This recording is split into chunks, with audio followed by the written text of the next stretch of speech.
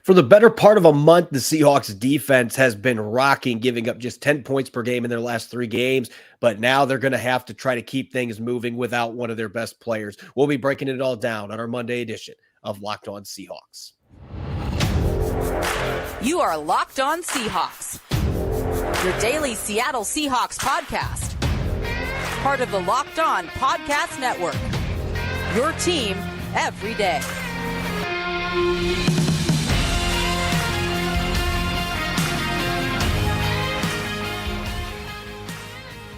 Greetings, 12. This is Corbin Smith, the host of the Locked On Seahawks podcast, your daily Seahawks podcast, part of the Locked On Podcast Network, your team every day. Glad to be joined here on our Victory Monday edition by my co-host in crime, Rob Rang. And a special thanks to all the 12s out there, whether you're listening in nearby Vancouver, Washington, or in Springfield, Missouri. We greatly appreciate each and every one of you making Locked On Seahawks your first listen 5 days a week. Unfortunately, with this being a Victory Monday, we're going to have to start things off with some somber news, but we will get to a mailbag, and we'll also have our Monday musings, our instant takeaways after watching the All-22 coming out of yesterday's win over the Arizona Cardinals. This episode is brought your way by our friends at FanDuel Sportsbook, official sportsbook of Locked On. Make every moment more. Right now, new customers can bet $5 and get 200 in bonus bets guaranteed. Visit FanDuel.com/LockedOn to get started.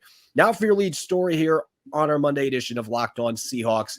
The Seahawks moving to 4-2 yesterday with a 20-10 win over the Arizona Cardinals. It was the third straight game that the Seahawks had given up 17 or fewer points. They're giving up 10 per game in their last 3 games, in large part because of how potent their pass rush has become. And unfortunately, we can't take the time right now to really reflect on the way that pass rush has been blossoming. And we have to look at one of the players that was a key cog in that development, now likely being out for the season.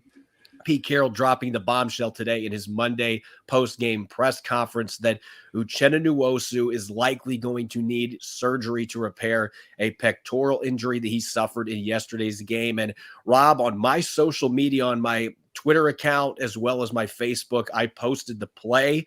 It looked like a routine tackle, but it was the last play that Nwosu was on the field. You could see him on the ground for several seconds after the play before going over the sideline, did not return. And barring a miracle, Pete Carroll said they haven't scheduled surgery yet, but he made it sound pretty clear that this was going to be happening. And if he's going to have surgery on his pectoral muscle, being as late as it is in the season, there's no way he's going to be back in 2023. A major blow for the Seahawks defense. Yeah, it really is a major blow. Uchenna Nwosu, with all due respect to Boye Mafe and the improvement that he's made, of course, Daryl Taylor, the splashy plays that he has had on occasion, the early second-round pick, Derek Hall, there's no question about it. From the outside, Uchenna Nwosu is the Seahawks' best pass rusher. He has also provided physicality in the run defense. So this is not just about the pass rush.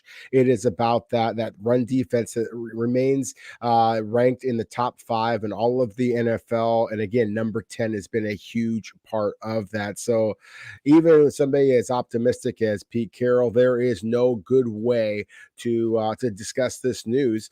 This is a huge development for the Seahawks. You mentioned that he dropped this bombshell during Monday's press conference at the end of yesterday's game, Sunday night. In his post-game press conference, Pete Carroll mentioned that he felt like the Seahawks had emerged from the game relatively unscathed. And then he said, well, except for Uchenna Nwosu, who's got a little bit of a pectoral strain. And that was, of course, the hope that this was going to be a strain, which even then would have been something that might have kept him out for a couple of weeks. Now the news that it might be a torn pectoral that will result in surgery. It's the only way they're going to repair something of that significance. And so again, this would be a season-ending injury and surgery. And so the Seahawks are going to have to rely on the young pass rushers that we just talked about there. Again, Boye Mafe, Daryl Taylor, and Derek Hall being the primary pass rushers at this point. And it raises all kinds of questions. I'm sure they'll get some in the mailbag about where or who the Seahawks might be looking for on the trade market, which of course only has about another week to go. Yeah, we'll get to some trade deadline discussion, absolutely. But I think big picture, when you're looking from a short-term perspective at least, this is not just about losing one of your best pass rushers. And obviously in today's NFL, that's the biggest deal. You have to be able to get after opposing quarterbacks. As Carroll talked about today, it doesn't matter what your secondary is doing if you aren't getting after the quarterback. You can't play coverage without a pass rush. So losing Nwosu, certainly the depth that they've got in the position is going to help. They've got players like Boye Mafe, Daryl Taylor. They like what they're seeing from Derek Hall to this point, but still, trying to replace a player like this, as Pete Carroll was pointing out in the press conference today, it isn't just about the production on the field. You're talking about a leader, a tough guy, a heady player that is consistent. He always plays physical. So he's somebody that it has a domino effect on everybody else around him. You want to play with that physicality because you see number 10 do that. And they're really going to miss him. I think that's an understatement with this injury, because this is a guy that they gave $59 million on a 3-year extension on July 27th. And they did so for a reason, because he was an impact player for this football team last year, coming over from the Chargers and instantly helped both their run defense and their pass rush. I know last year was abysmal defending the run, but he was not one of the problems. He had 13 tackles for loss last season, and he already had, I believe, 6 of them this year. So it's really been exciting to watch him emerge as not just a starter caliber player, but a borderline star, a guy that was a Pro Bowl alternate last season. You can't just replace somebody like that. Now, as you mentioned, the good news is that the trade deadline has not passed yet. And so if the Seahawks want to make a move, they certainly could do that. But you have to remember, they don't have a ton of cap space, just a little over $7 million, according to overthecap.com. And John Schneider doesn't necessarily want to give up a bunch of draft picks to try to bring somebody in either. So Pete Carroll today said they were planning to handle things internally. And in his words, they were going to try to absorb this injury to Uchenna Nwosu. So that means guys like Tyreek Smith and maybe Levi Bell, who was one of the preseason standouts as an undrafted player. One or both those guys are going to have to step into this rotation and be able to contribute, unless they are going to go out and make a big move. You know, John Schneider is going to work the phones, regardless of what Pete Carroll just said. But I do think that it's a trickier slope when you're looking to add a player, and it's certainly going to be tougher to add that impact star with the cap situation they have, and just not wanting to give up the draft assets to make that happen either. Yeah, no question about it. I mean, because it would take significant assets, whether it be a current player on the roster or draft selections, to be able to get, a pass rusher that is going to be able to provide the impact of a Uchenna Nwosu. And, as we talked about, I mean, it's the pass rush, it's the run defense, but in Pete Carroll's words there, I mean, it's just the leadership factor, just the physicality. I mean, he was, I like to use this term junkyard dog, and I mean it with all great respect for these players. Certainly don't want to equate any human being to a dog, but my point is they're just tough guys. They're guys that play the game with the ferocity that you need to play if you're going to be successful in the box in the NFL. And Uchenna Nwosu has demonstrated that going back to his time at USC. Did that, with the Chargers, and even though he wasn't on the field as much, because of course they had a couple of terrific pass rushers on the outside. In LA. That's one of the reasons why, in my opinion, the Chargers screwed up by allowing Nwosu to get in the free agent market in the first place. And Seattle swooped in and was able to get him. And, as you said, I mean, this wasn't just a starter. This is a burgeoning star. That's why you gave him this money. So it breaks your heart from just a human perspective, because you saw still a relatively young player who was just starting to scratch the surface as far as the possible Pro Bowls that might be ahead of him. And for him to go down with this injury, it hurts you as somebody who just is a fan of people taking full advantage of when they get their opportunities. Certainly anybody who is a fan of the Seahawks, they're going to be commiserating this loss, because it is a significant one. And it does make for interesting conversation, however, as far as what John Schneider might be able to find out there in the market. Because again, if the Seahawks are going to try to look outside of this team, then you can't just get just some other guy, a pass rusher. It's got to be a significant player if you're going to try to escape this week without having some type of significant loss to your defense. That's just how big of a player, how big of an impact Uchenna Nwosu is in terms of on the field as well as just in the locker room. Yeah, unfortunately, this is one of those injuries where you can't just snap your fingers and suddenly, hey, we just brought in a player that's just as good. There are going to potentially be some guys available on the trade market, but again, the price tag to bring those players in probably as rentals too. That's the other thing that has to be noteworthy here. There's some players that may be available, but they're at the last year of their contract. And so you're renting them. You don't want to give up too many draft picks or high draft picks to be able to do that. So John Schneider's going to work the phones. He's going to be looking, but Tyreek Smith, Levi Bell, the call is now going to go your way. And those guys are going to have to step in and be able to try to pitch in a little bit, see if they can pick up some of the slack, because this is certainly a major blow for a defense that has been one of the best in the NFL now for the last month. It's going to be a very tricky loss for them to try to make up for along their defensive line. Coming up next, we're going to answer your questions on our Monday mailbag Don't go away. You're listening to the Locked On Seahawks podcast, which is brought your way by our friends over at eBay Motors. eBay Motors has teamed up with Locked On Fantasy Football host Vinny Iyer to bring you some of the best fantasy picks each week all season long. Every week, we're going to provide you players that are guaranteed to fit on your roster heading into Week 6 Monday Night Football. Let's see who Vinny has picked out for us for this week's eBay's Guaranteed Fit fantasy picks of the week. If you're actually looking towards Week 7, Texans rookie quarterback C.J. Stroud has been on point as a pocket passer early this season, racking up the fantasy points with passing while limiting the damage. Through 6 games, he has only 1 interception to go with 9 touchdowns. He's averaged just under 277 passing yards per game, and coming up in this next game, he draws a shaky Panthers defense that has fallen apart in recent weeks after facing bad QBs early. The Panthers will have few answers for his key weapons in coverage, and Stroud will be comfortable to pick them apart for another strong fantasy passing performance. Vinny Iyer from Locked On Fantasy Football is going to help you win your fantasy championship, and eBay Motors knows a championship team is about each player being a perfect fit. Same with your vehicle. With over 122 million parts for your number one ride or die, you can make sure your ride runs smoothly. Brake kits, LED headlights, roof racks, bumpers, whatever your baby needs, eBay Motors has it. And with eBay Guaranteed Fit, it's guaranteed to fit your ride the first time, every time, or your money back. Plus, at these prices, you're burning rubber, not cash. Keep your ride or die alive at ebaymotors.com.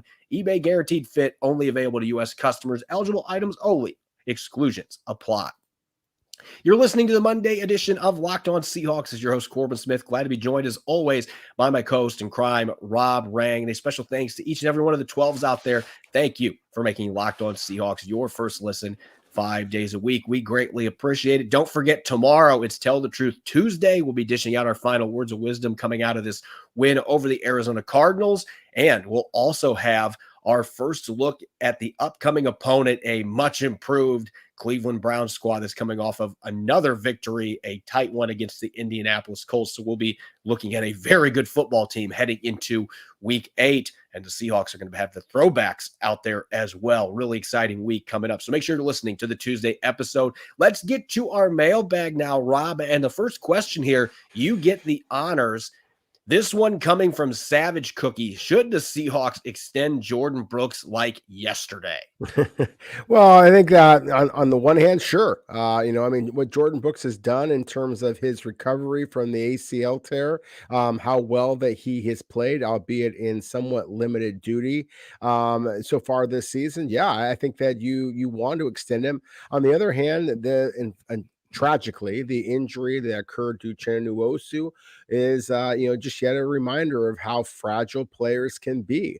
And so you're going to be cautious. You're going to want to see Jordan Brooks be able to kind of, hopefully play out this entire season without having any other type of injuries. I remain still skeptical. I cannot believe that he has had the recovery that he has. He looks absolutely terrific. And so to the point of the caller, or the person writing this question, I think that if you are committed to Jordan Brooks, you feel like that he can be the long-term answer at the will linebacker position, then yeah, I think that you should extend him, just because of the fact that he has shown that dedication. He certainly has the speed, the athleticism, just the explosive power that he has always demonstrated. That's why he was a first-round selection in the first place. But again, you're always going to be a little bit nervous about a player who is coming off of such a significant injury and had such a quick turnaround to get him back onto the field.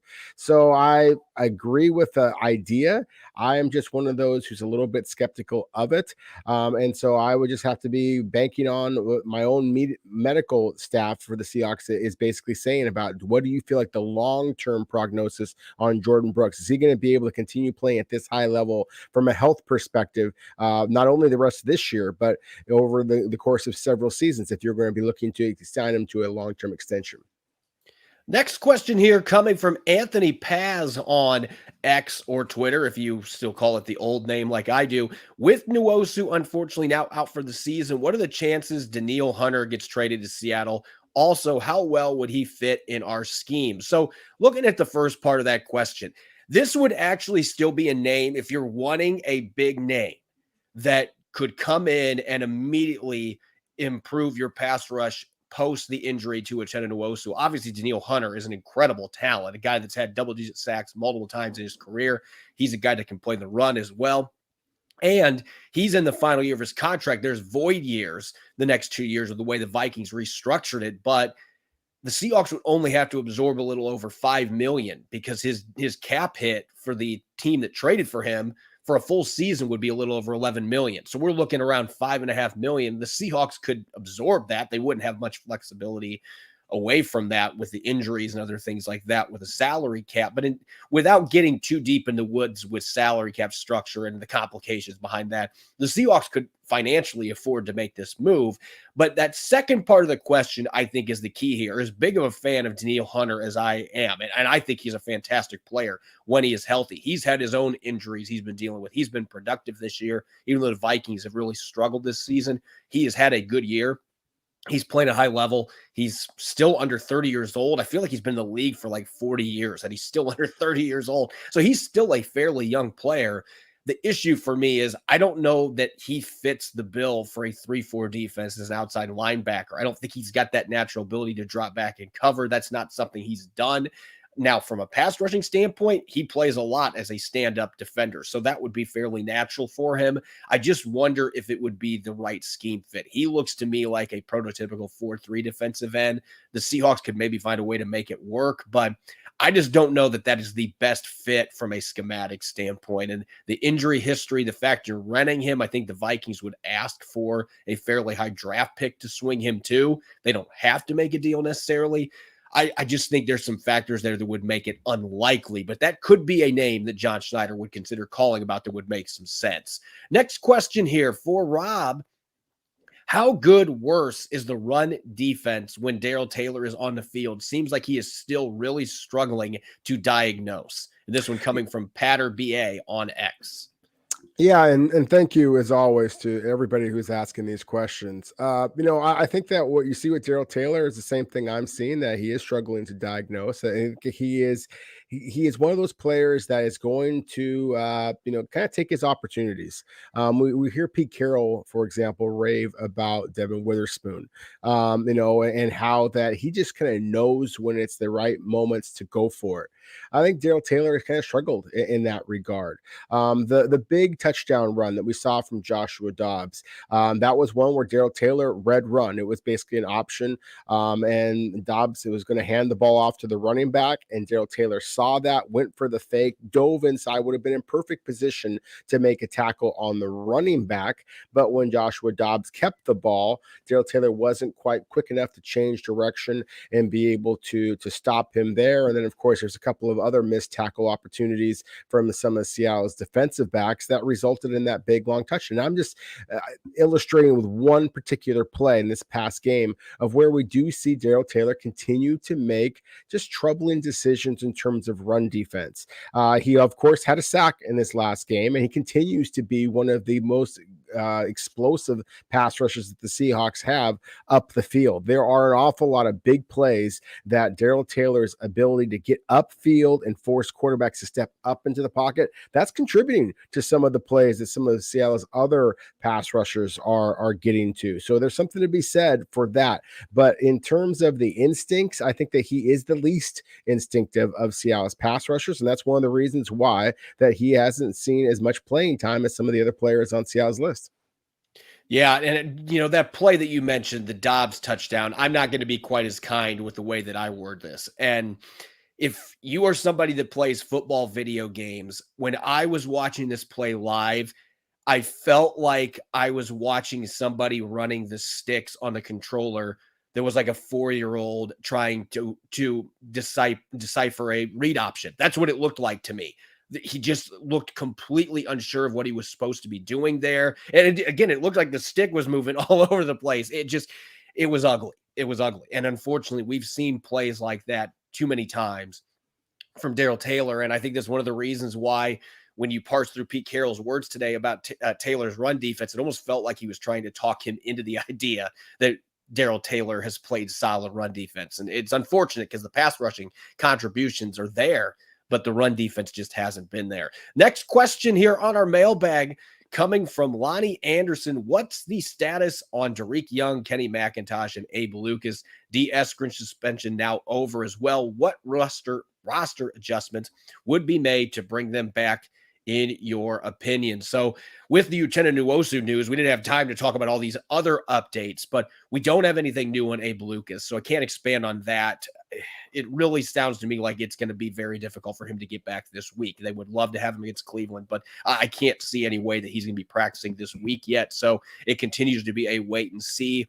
Derek Young, Kenny McIntosh in particular, it sounds like he's going to practice on Wednesday from what Pete Carroll said. Young is very close. That one, we didn't get a specific answer whether he was going to be ready to practice this week, but those two guys are much closer. As for D. Eskridge, they've got a 1-week roster exemption. So I'd be stunned if he's playing this weekend. They can get him going this week at practice. He's been running at the facility, so in shape that regard, but I don't think they're going to have to make any moves right now. Now, if Kenny McIntosh is ready to play this week after practicing, they do have a 21-day window, so they can make some moves there. But Uchenna Nwosu is likely going to be going on injured reserve, so they're going to be making a move there to fill that spot.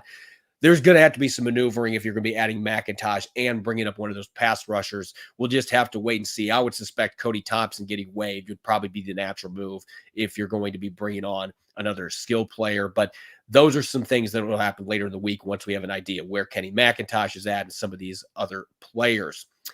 Our last question here, Rob, and this is the one that I was kind of teasing at earlier, a trade idea that has been floating around a lot on social media the last 24 hours. I have gotten multiple listeners that have been sending this.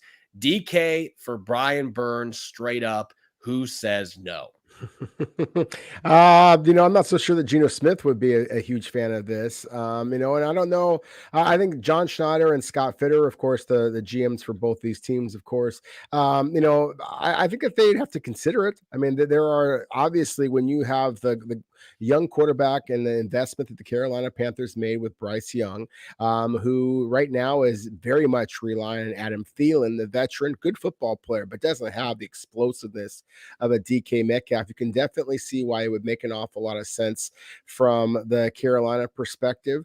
At the same time, I just don't know that I'm quite buy into all of the conspiracy theories and things out there. The Seahawks are down on DK Metcalf. Pete Carroll basically, de facto suspension for a week. And it wasn't the DK Metcalf that was hurt. Is that Pete Carroll was trying to send a message to his star wide receiver. All that. It's kind of like what the conversation we just had about with Daryl Taylor. There are a lot of plays that DK Metcalf makes that don't go down in the stat book. It's just his physical presence.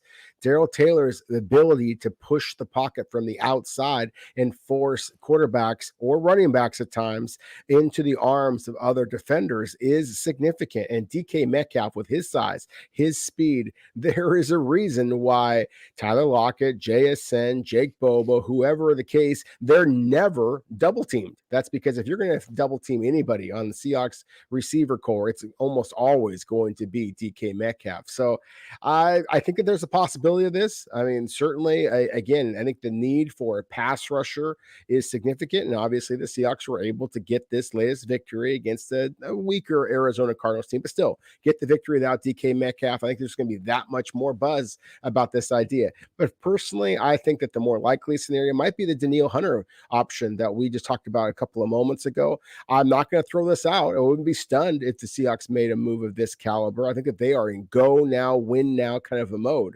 But at the same time, to trade DK Metcalf for any pass rusher one-on-one, then I'm going to have to look at a lot closer at how the numbers would work out in that regard. But there's no question about Brian Burns is a terrific player. Any team in the NFL would be happy to have him. Yeah, he's a terrific player, but there's no way in hell that this move is happening. And I'll give you a couple reasons why. Metcalf has multiple years on his deal. They just extended him last year, and you're going to have to pay a big dead cap hit if you move him. And oh, by the way, we're talking about a 25-year-old receiver that is in the prime of his career. And I know Brian Burns is in the prime of his career, but he's a free agent after this year. He's playing on a franchise tag right now. So you would have to take a cap hit of $8 million fully guaranteed for the rest of the season, and you would only gain $2 million by trading Metcalf away, because most of that savings would be a dead cap hit. So you'd be eating most of your cap for the rest of the season, and you would be trading away a talented young receiver that is under club control for the next several years. So I don't see any way that this is happening. I think it's a really fun idea to throw out there, but I don't think the Seahawks are down on DK Metcalf to the point where they're going to be moving him right now, even with the need now they have for pass rushers. Could I see them calling about Brian Burns from a perspective of trading draft picks? Absolutely. I don't see this type of a blockbuster trade with two stars getting traded for one another in the middle of the season. It just doesn't happen in the NFL. So I don't see this move happening. It's fun to talk about, though, from a hypothetical standpoint.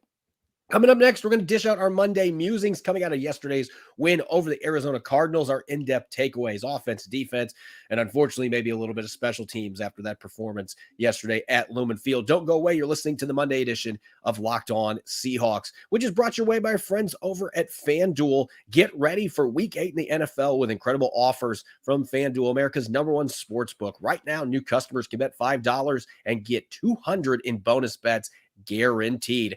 If you've been thinking about joining FanDuel, there's no better time to get into the action. The app is so easy to use. There's a wide range of betting options, including looking at spreads for next week's Seahawks-Browns matchup at Lumen Field, player props such as Devin Witherspoon's increasing Rookie of the Year odds, over-unders, and more. Visit FanDuel.com/lockedon and kick off the NFL season with an offer you won't want to miss. FanDuel, official partner of the NFL.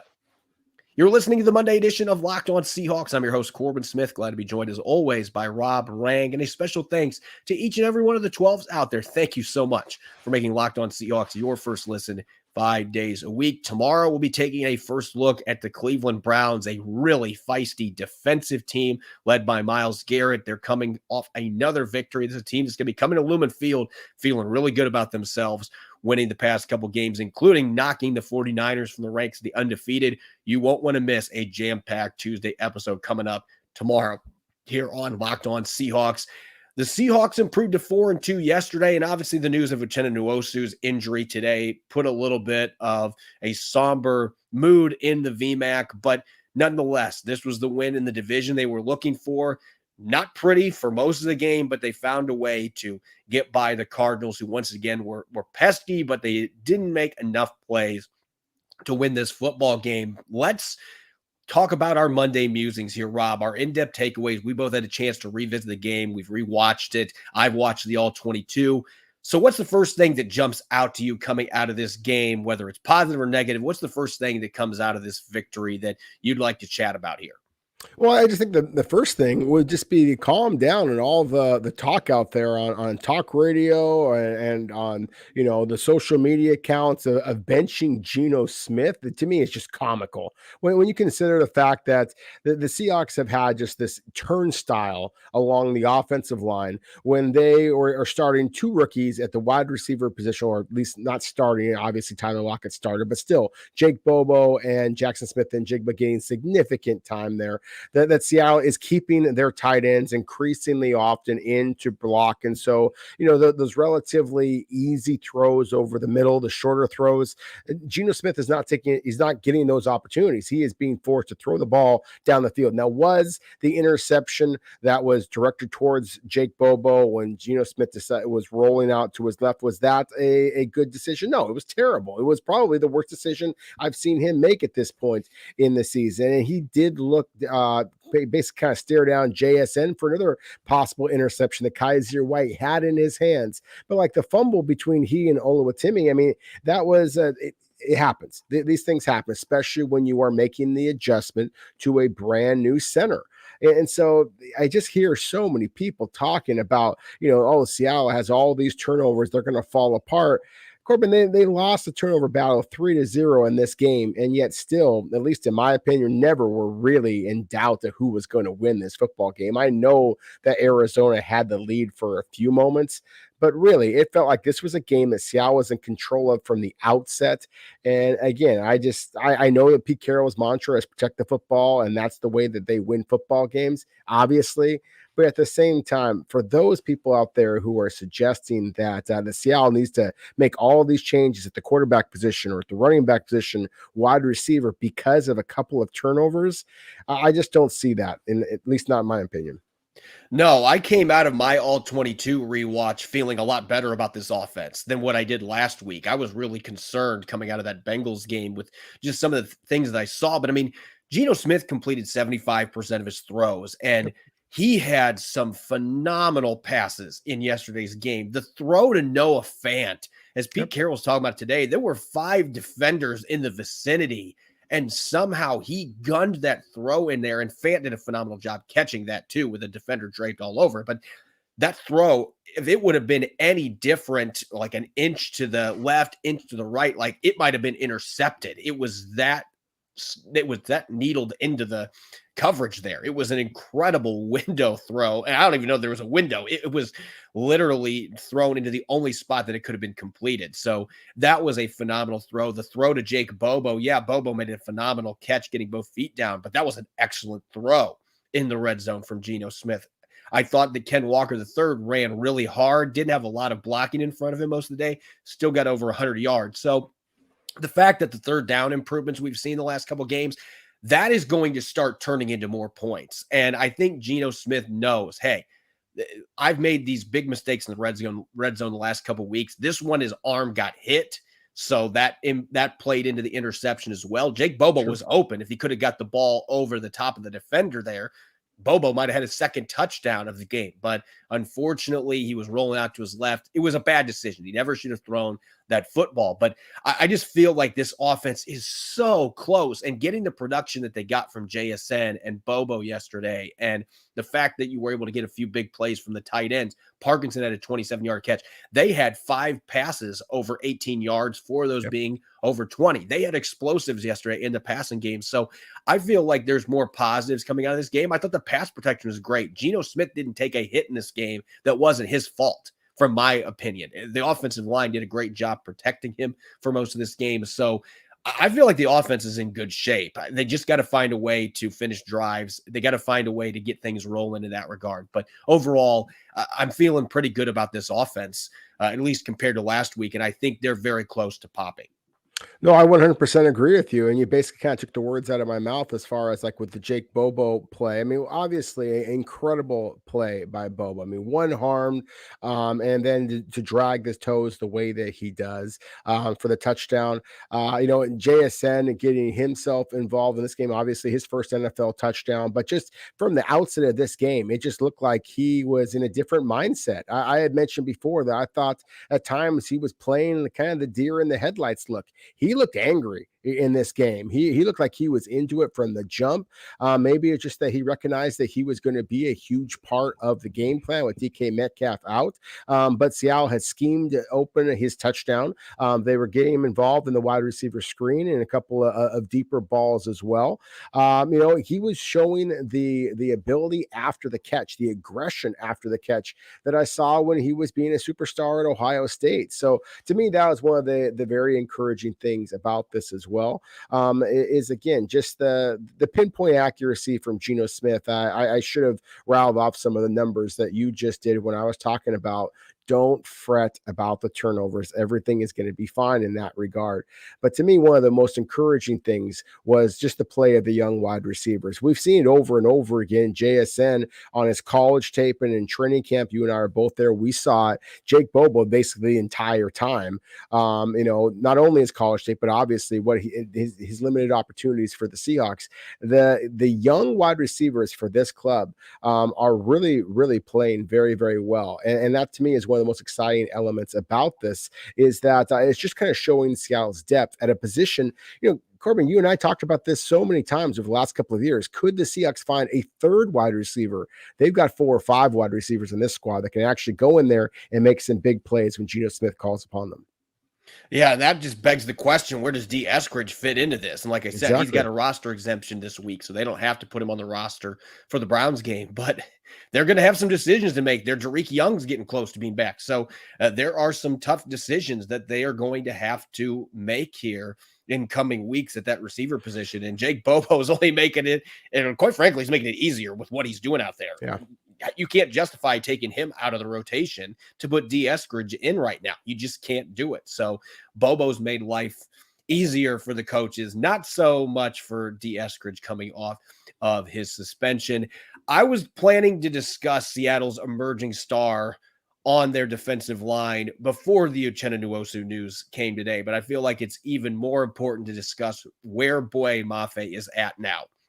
At this stage in his development, we knew the elite traits coming out of Minnesota.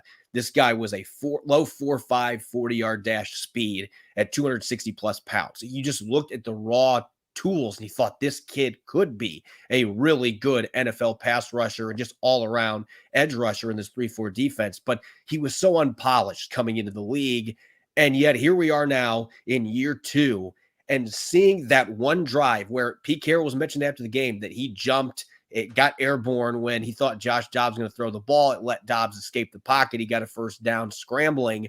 That's a play that was eating at Boye Mafe after the game. But what we have learned, Rob, to this point about this kid, he is an incredibly quick learner, and he doesn't make the same mistake twice. When he makes a miscue like that, he learns from it, and he did it quick on that same drive. He single-handedly took the Cardinals out of scoring position. They were down to the 27-yard line of the Seahawks shortly before halftime. It looked like they were going to get at least a field goal there, but then they have a holding penalty, and after that, Boye Mafe went to work. He made first-round pick Paris Johnson Jr. look horrible on back-to-back reps with swipe rip moves, got upfield and just quickly turned to the corner, collapsed on the quarterback, had a quarterback hit on second down, and then on third down, he got that sack that had eluded him a couple of times. So he single-handedly destroyed that drive for the Cardinals, sent him into that locker room without any points to show for a drive that looked pretty promising up till those big plays. But he had a pass breakup too. This kid just keeps coming through week after week, 4 straight games with a sack. So I think it's fair to say that elite traits are turning into elite football skills. This kid is really turning heads, and his second-year leap is now going towards stardom. It certainly is. It's been very exciting. There was a couple of pass rushes where Boye Mafe did not get home that I thought were actually some of his best rushes of the game. As I've mentioned many, many times on our show, I think that Daryl Taylor is still Seattle's speediest off the snap.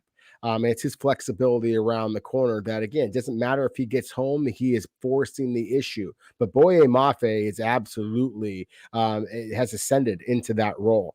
He had a couple of snaps here where he is leaping off of the ball and being able to get and cross the face of the tackle. Now that's a first round pick. It's a guy that plays his college ball at the left tackle position, making the switch over to right tackle. It's going to be that much more critical for Boye Mafe to kind of continue this ascent now with the tragic news that Uchenna Nwosu is likely out for the season. But still, very, very encouraging. But I would say this: you mentioned single-handedly, and there's no doubt that Boye Mafe took over the game at times for the Seahawks, and that was a huge reason why they won the football game. But a part of that reason is because of the secondary play behind them. And the Seahawks were sprinkling in more of that 3 safety look than they had at any point during the season. Corbin, there were so many plays in which they lined up. Basically, their base was a 3 safety look. That's one of the reasons why it was remarkable that Jordan Brooks had the statistics that he did, because he didn't play much in the first half of this football game.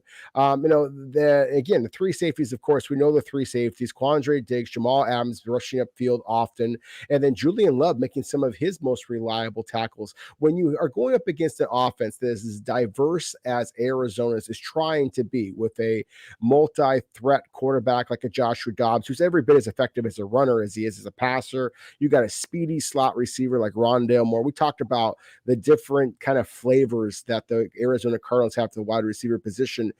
To me, that is one of the most encouraging things about this game. I know that it was kind of an ugly game in some ways, 20-10 and all that kind of stuff. A lot of Seahawks fans were expecting the Seahawks to score, 30, 40 points against the Cardinals. What was most encouraging about it is the Seahawks are becoming more multiple on the defensive side of the ball. They can basically line up. It doesn't matter what type of offense they're going to be facing now. They can line up different personnel to kind of match up and erase whatever that opposing offense is trying to do. And a huge part of that is that 3 safety look that we talked about so much in the offseason. Good on the Seahawks for actually bringing it onto the field and showing the rest of the NFL that they can mix and match with the best of them. Real quick, for my last take here on our Monday musings, you've talked about JSN and Bobo, and obviously the rookie receivers deserve all the love that's coming to them today with over 120 combined yards and a pair of touchdowns yesterday. But let's give some love to the big fellas in the trenches on offense and on defense. Oluwatimi and Bradford yesterday, Rob, by my charting, 2 combined pressures allowed in pass protection.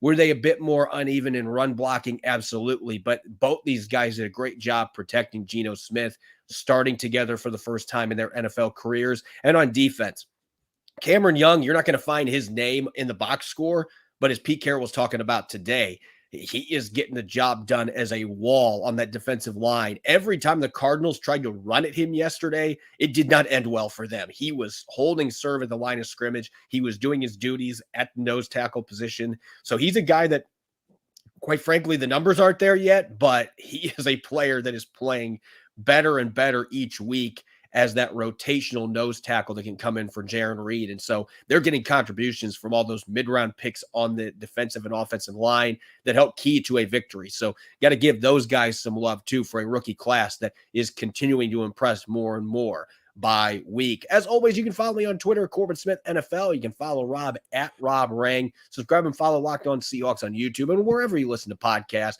to make sure that you don't miss a single episode. Coming up tomorrow, we'll have our closing thoughts coming out of Week 7 with Tell the Truth Tuesday, looking towards a big game against the Cleveland Browns in throwback uniforms as well. You won't want to miss that tomorrow. Thanks for listening in and enjoy the rest of your Monday. Go Hawks.